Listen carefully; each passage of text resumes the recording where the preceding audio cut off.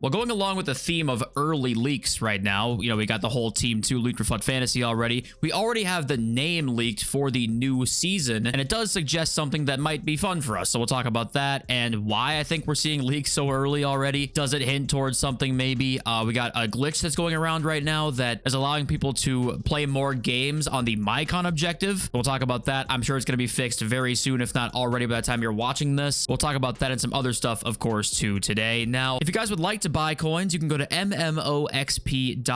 There will be a link in the description down below. They are the cheapest and the safest option. You can use my code JFC at checkout for an 8% discount. Thank you all for being here. If you did manage to wait on this sort of like whole Evo chain we got right now, you were rewarded because of Finesse Express. It came out, Finesse Shot Plus, and you can fit him and make cards of Rapid and Finesse Shot, I want to say, instead of Rapid and Power Shot on the Just Like Jamie Evo. So if you waited, you have been rewarded. It just goes to show if you want the best Evo you possibly can, you might as well wait as long as you can as well, even though that's no fun. Now, the Fantasy Cup apparently has been pretty easy for a lot of people out there. I went 12-0 myself. It was getting a bit harder towards the last like few games. I was playing players more, I felt like, that were in the higher divisions, but it was pretty easy to start with. And that was kind of the general sentiment in the comment section yesterday, was like, actually, it was pretty easy, which obviously sounds dumb because every match is a winner and a loser. So someone's losing a lot. Yeah, it appears to be like open matchmaking more so, or maybe what EA could do, I guess, is like ramp it up as we get closer towards the last one. If you're up there towards the 25 win mark or something like that, getting towards the end, they might match you with players who are also at that point, right? So maybe it was easy for now because everyone's kind of at that 0 to 5 win range or 5 to 10 win range, but then eventually it gets a lot harder as time goes on. That would be my guess as to what happens here. And let's start with the glitch because we're just talking about the Fantasy FC League. So let's get on with this one here. And okay, so it's in a bit of broken English, but the gist of it is if you play co-op with somebody, if you back out, the person who does not back out in that co-op session ends up not having a game count of their 12 games. So if you play with a friend and they back out instead of you, you basically get unlimited chances to get the 12 wins, right? Because if you think you're going to lose, then you have your friend back out and the loss will count for him, not you. And theoretically, if your friend was to keep creating more accounts, right, they could just kind of keep playing over and over again those 12 matches. The game does count for the person who is backing out, just not for the other person. So that's the whole glitch here, apparently. And it's even said wrong right here. F Baba down here says there is no defeat for he who does not quit, which F Baba chapter 11 verse 3. Yeah, that's the whole glitch basically. And there were people in the replies like, hey, you want to do it with me or want to do me, right? All that kind of stuff. So yeah, even though it takes effort to actually do this, I'm assuming by the time people actually try and do it, most people see this, it's gonna get patched, I would assume. I'm sure EA don't mean for it to be this way. If you're a co-op partner backs out, you don't actually get the loss. And of course, keep in mind, EA can technically ban anybody who does glitches. It's very rare that that happens, but there's been some rewards glitches in the past that people have been banned for, like really badly. But stuff like this, I guess they probably wouldn't do much for, but I just want to highlight it because it's just news right now. But okay, we got this news to start with. That's the big news of today, and that's Season 6 is called Memory Lane, quote unquote, which more Roma Trio news, guys. You never would have guessed it. It sounds perfect for Gervinho, Doumbia, and Ibarbo. Maybe FUT birthday, question mark. I will let you know if they get added. And yeah, I mean, we've discussed this a million times now at this point. It made more sense for FUT birthday. We have no guarantee though until we see FUT Sheriff probably tweeted out, or FIFA Trading Romania, or AC even say that they're for sure coming. We will not know. It's just a guess, but this did get people wondering though, if Memory Lane, that could mean like the whole season's kind of themed around this. Could we see more players actually than just these three?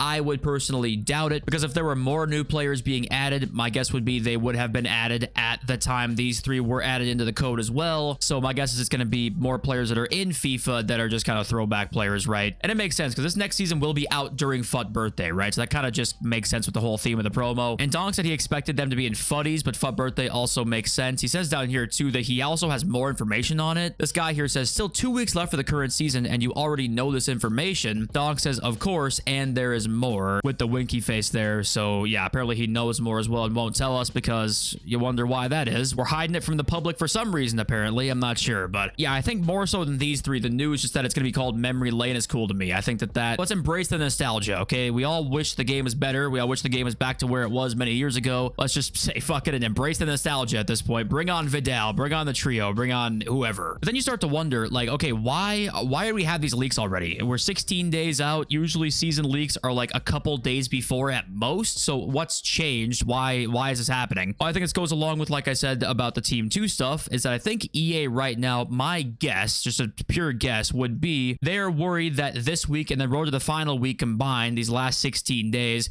are going to be kind of low engagement times of this game. I think they maybe were worried about that, and they're like, okay, well, let's give them this and this and this, a bunch of information on what content is coming over the next couple of weeks, because otherwise I'm not sure. I mean, of course, it could just be by happenstance. We have a lot leaked right now, but my guess would be at this point, seeing how big these guys are and how just much engagement these guys get on tweets and views they get, it does make sense that EA would start to strategize when this stuff would come out, right? So if I had to guess, they probably were worried that player counts might go down over the next 14 days, and they're like, hey, new season, memory lane, just wait for it in 14 days, right? And regarding this current season, if you do wait to pick your level 35 player, the last 16 does end on the 11th of March, and the season ends on the 13th, so you can wait to see if Danny Olmo or Szoboszlai end up making it in, or both, obviously, because Liverpool play PSG, which is actually a pretty tough opponent. Obviously, they're playing really well right now, but then Barcelona play Benfica, so you kind of assume that they would probably end up qualifying there, but Liverpool's more of a question mark. But you can wait, and you don't have to actually claim one until one of them qualifies. So, but okay, relating to PSG, actually, Dembele is the favorite for player of the month, says FUT24 News. He played striker this month. Huge SBC to grind fire emojis, 2 of them as a matter of fact.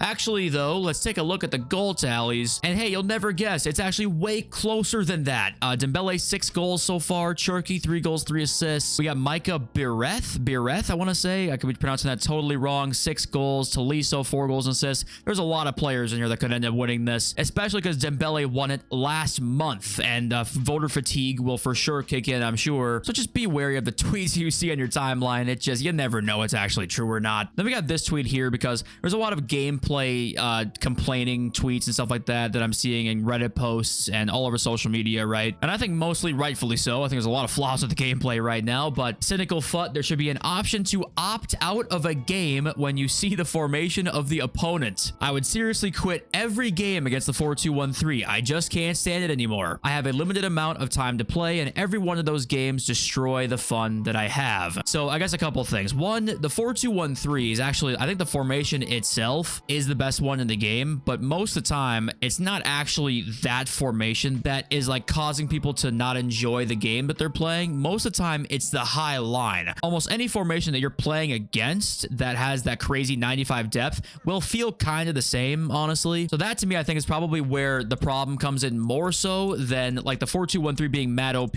Like honestly, the 4-2-1-3 really what it does is just give good counterattacks and solid defense. But if you get the ball into the opponent's half in the 4-2-1-3, you can hold the ball really, really easily. The formation itself isn't like massively overpowered in my opinion. It's more so the 95 depth mixed with a 2DM formation like that on anything is going to be insanely OP. It's more so the depth is my point, I guess, because like unless you're in, I want to say like the elite of the elite skill bracket, talking 0.1%, the 4-2-1-3 you're playing against has probably quite a few holes you can pick apart. So not to say it's fully a skill issue, because obviously like anything to a certain extent is a skill issue, but this is probably more so slightly skill issue and some misaligned like hate almost. Assign your hate more so to the insane 95 depth cheese and auto press. That's what I think you're probably more so not liking than the 4-2-1-3. And also always like to show you guys team of the week predictions, just a preview kind of what we might see on Wednesday. And here you go. We got Mo Salah potentially back in team of the week again. Nico Williams is there. Hakimi, Marco Asensio for Villa, Wan-Bissaka, and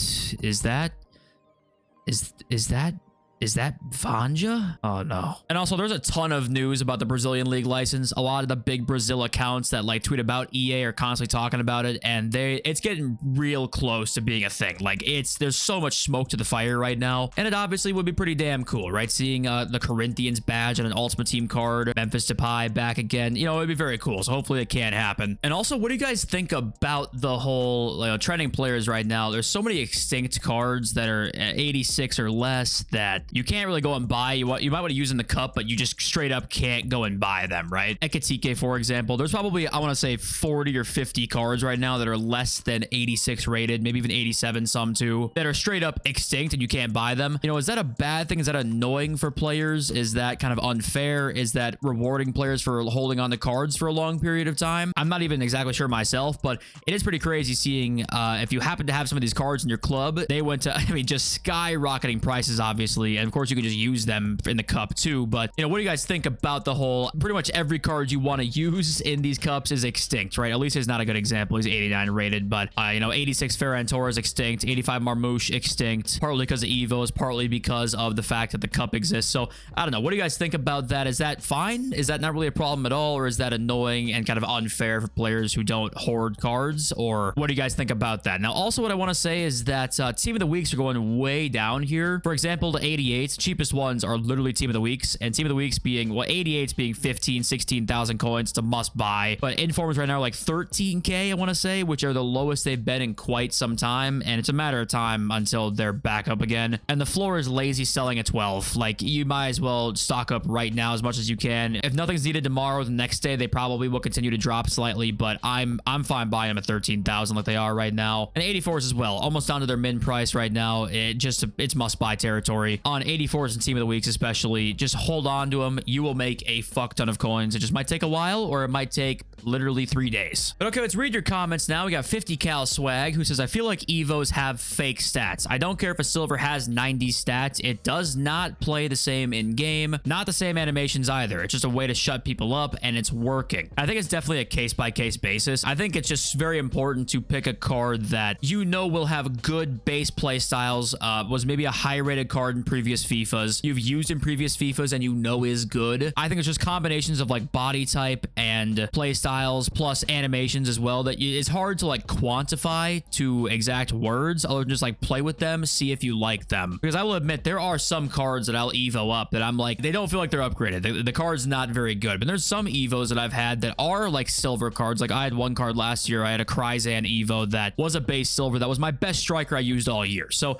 it really is a case-by-case basis to me. But yes, I think that there are Evos that you will use that are just like, this card feels bad. And I think that there are a lot of reasons that could be, and I don't even know all of them per se. A lot of it's kind of feel. And then we got Matt, who says, your argument that they make game mode sweaty because they want you to spend FC points is not true for this cup. If that was the case, why would they put all these squad requirements on it? And that's a good point. You know, I talked about yesterday how the EA like to do these types of things, make these game modes super sweaty because you have to get your best possible team, right? However, for this friendly, there were squad requirements. There's a lot of overall requirements. So that wouldn't maybe be immediately beneficial to somebody who spent a lot of money in the store. However, where I do think it is still beneficial to EA and in their eyes in a different way is that you now need a second squad. You might have gone and bought a couple cards off the market to use in this Evo that were pretty expensive that, guess what, probably will all go down in value post this cup coming out because everyone else had the same idea. Use it for this cup. For example, like the icon Gareth Bale, right? That card went flying up when this cup came out. It's going to go down a lot when the cup is done. People will lose coins on it, and that was probably their goal behind a lot of this in the first place. That's kind of my thoughts behind it. So maybe my comment yesterday where I was like, they're doing this because they love the sweaty stuff,